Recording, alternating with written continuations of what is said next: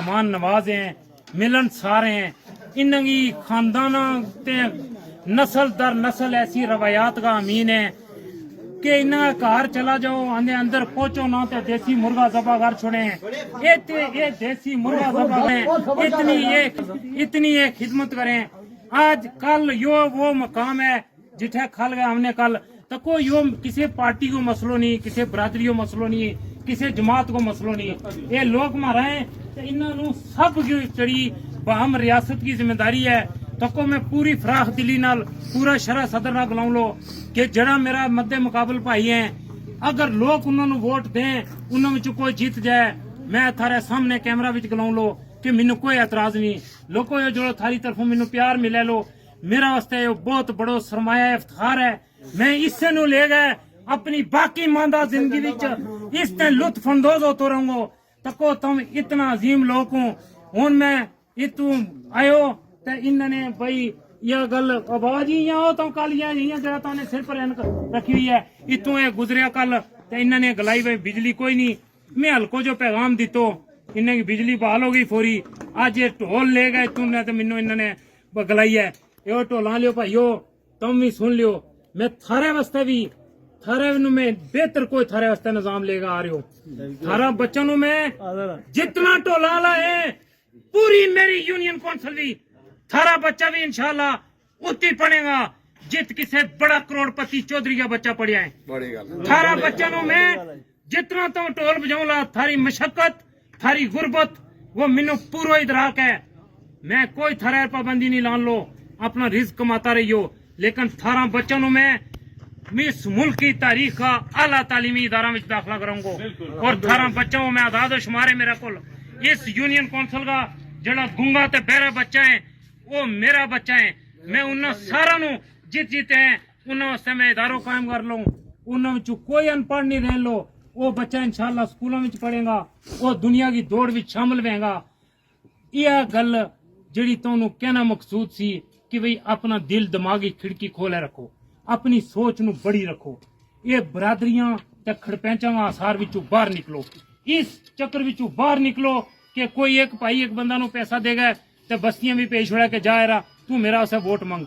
ठीक है, उसको यो स्टाइल है ते अल्लाह उसनु मुबारक करे, लेकिन मेरा स्टाइल यो है कि मैं थारा दुख नु समझ चुकी हूं और उन्होंने हल करने को मैनू समझ आ गई है और मैं उन एक एक चीज नु हल करने की तरफ आई हूं। डेवलपमेंट बड़ा पैमाना पर हो रही है, चीज दुरुस्त हो गई है, लोग जागे आए। हूं टोल बजाओ।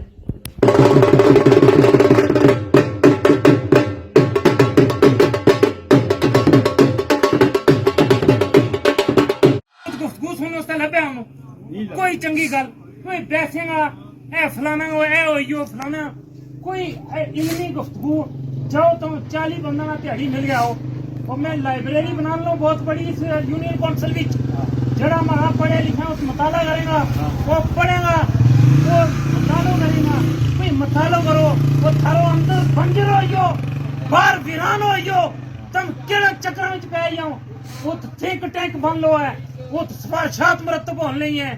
तमाम महकमा अपनी अपनी हदूद और क़यूद के अंदर रह गए तो कम कर लगाए कि जिसको एक खुशहाली आएगी।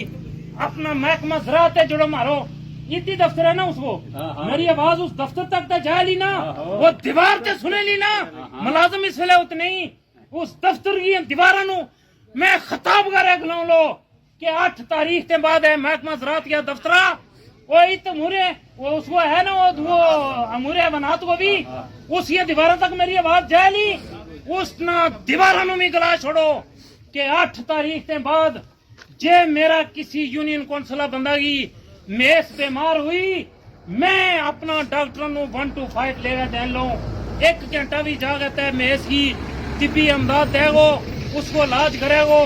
ये गल तो ही हो सके कि अच्छी क्यादत है समझ बूझ वाली क्यादत को इंतखाब करो और जे ज्यादा बंदों को इंतखाब तुम घरे भेजूं जिन्होंने सिर्फ अपना सासा बनाना है जिन्हों का मतमा नजर कुल उन्होंने जड़ी सोच पैसा बनाने पर शुरू है ते पैसा बनाने पर आनगा खत्म हो जाए ते फिर उससे नु ले गए कहीं कब्र में उतर जाए ते कहीं उसकी तैयारी करें ला। ये गल खत्म करो। इन्ना गल्लां दा वक्त खत्म हो गया है। ये संजीदा मामलात हैं, यो मारो दर्द है, यो ऊपर आओ, यो वो दर्द है जो मैं तुहानू बयान किया है।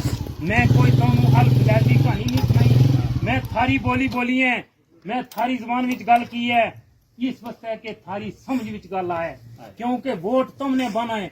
अजीब गल यह है कि हम जड़ी दवाई खिलाई जाए, हम आइए भाई बात भी मिलियो, पहले इं तको कैमरा बात दुनिया तक रही है तो इस वेले और जड़ी हम कोई थे डॉक्टर है कोई थोड़ी बहुती है आज बनो जड़ी दवाई खिलाई जाए उन पर हदायतनामा केड़ी जबानी लिखियो हुआ है,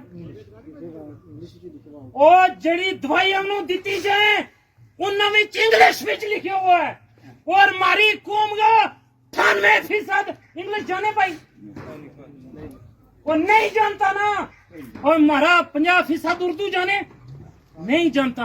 वो अपनी कौमी जबान बोल पर मुंह फड्डा कर गए। तुम जिस वेले इंग्लिश बोलूं हैंडमेड दे पता नहीं क्या बोलो यार, अपनी जबान पर फख्र करो, अपना कल्चर पर फख्र करो, कुछ और नहीं कर सकता, अपना गुज्जर और पर फख्र करो। बिगड़ियो वो है कोई माड़ियां सड़कों को ऐस सड़क पर मार गया 10, वो इस सड़क पर थारा बच्चा सुबह स्कूलों में जाए, इस सड़क के ऊपर थारा मरीज तक बुढ़ा जाए, ये सड़कों की लात है। हम तारकोल के ऊपर मिट्टी की टाकी लाला, ये केड़ा जमाना की गल है। 8 तारीख के बाद आख पक्की सड़क के ऊपर मशीन आन ली है, वह कोई बड़ी मशीन नहीं 1.5-2 करोड़ की, 1.5 लाख की मशीन है भाई। वो हैगी 2 थैला लुक, वो जिसनू तारकोल गलाए वह मैं दे छड़ूंगा। ये जड़ा माड़ा भरा दिहाड़ी छोड़िया वा बेलचा लाइवी सुरी टोपी हाथ पर हाथ धर गया ते बैठा हुआ ते सोचे कि हाँ के ये गल है कि मैं झूठ बोलूंगा। वो बच्चा मारा है और पैसों गरीबों या थारे ओए लोगों ने यह गल ही समझ कोई नहीं। ओए ओ बच्चा लुट गयो ए जो कोट लाए हुआ इसकी कीमत से ज्यादा इसमें टैक्स दिखो है, इस बटन के पर इसको टैक्स, इन्ना कपड़ा पर टैक्स, इन्ना जुतियां पर टैक्स, इसकी मोबाइल जो जेब बिच है उस भी 100 रुपये वाह तो उस 50 रुपये टैक्स कटन ले लो, वो एक काल करे टैक्स कटन इन्ना टैक्स इन्ना मारा भाइयों को तनख्वाह जा रही तो वो क्या करें तारकोल के ऊपर मिट्टी की टाकी लाए, वो कोई अगल अकल मने नहीं थारी। इसी तरह ये माशरो दुरुस्त होने लो है, लेकिन हूं टाइम रहियो थोड़ो मेरी गल नू सही कर है, दिल ते दिमागी खिड़की खोले सुन लियो, और जिन्होंने नहीं सुनी उन्हें तो घर पहुंचा छोड़ो कि 8 तारीख तराजू पर मोर लाओ।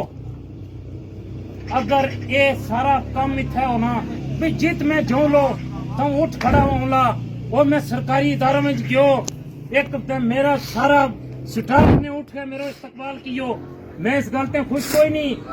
आज हम पार गया फरूक मरहूम है कार, लोगों ने बड़ी इज्जत दी, बहुत हमारी खिदमत की, ये गल काफी कोई नहीं। संजीदा फैसला करो, संजीदा गुफ्तगू करो और संजीदगी नाल वोट पाओ, इस गल नूं भुल जाओ।